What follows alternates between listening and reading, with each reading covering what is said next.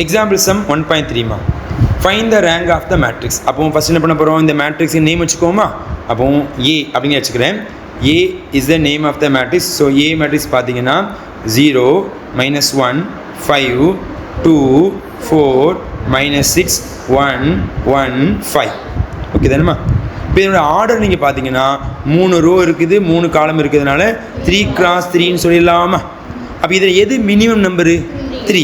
அப்போ rank of ஏவுடைய answer less than or equal to 3 வரலாமா இல்லையா? இப்போ ஃபஸ்ட் என்ன பண்ணணும், கன்சிடர். இங்கே 3 இருக்கிறதுனால 3x3 மேட்ரிக்ஸை சூஸ் பண்ணணும்.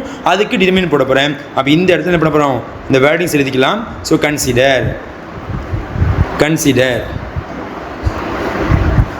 3x3 minor matrix. ஸோ உங்க கொடுத்தே 3x அப்படி எழுதிக்கலாம். So determinant 0 -1 5 2 4 -6 1 1 5. So determinant close பண்ணியாச்சு. ஈக்குவல் டு, ஸோ ரோ 1 வச்சு எக்ஸ்பிளைன் பண்ணுவோமா. ஸோ ரோ 1க்கு அப்போ என்ன சேர்ந்து கொடுக்கணுமா, plus minus plus. So first element 0.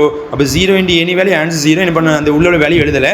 So அடுத்த எலிமெண்ட் இங்கே ஒரு மைனஸ் இங்கே ஒரு minus. What is answer, plus 1 போயிடும். ஆன்சர் 5 2s 10, நடுவில் மைனஸ். So 1 6 is 6. இங்கே ஒரு மைனஸ் இருக்கு இல்லையா. வாட் இஸ் ஆன்சர், நமக்கு வந்து ப்ளஸ் 6ன்னு மாறிடும். ஸோ அடுத்து நமக்கு plus 5. So plus 5 into answer 1 2 is 2 -4. So first answer 0, second answer ரெண்டையும் பெருக்கணும். What is answer plus 16. So ரெண்டையும் கழிச்சு வாட் இஸ் ஆன்சர்மா -2. So what is answer -10. இப்போ ரெண்டையும் நீங்கள் சப்ராக்ட் பண்ண வாட் இஸ் ஆன்சர்மா ப்ளஸ் 6 நாட் ஈக்குவல் டு 0. அப்போ எனக்கு 0 வரல. அப்போ கண்டிப்பாக ரேங்கோட ஆன்சர் என்னவா இருக்கும், நமக்கு வந்து 3 இருக்கும். therefore ரேங்க் ஆஃப் ஏவோட ஆன்சர் என்னவா இருக்கும், நமக்கு வந்து 3 இருக்கும். இதுதான் நமக்கு தேவையான ரிசல்ட்.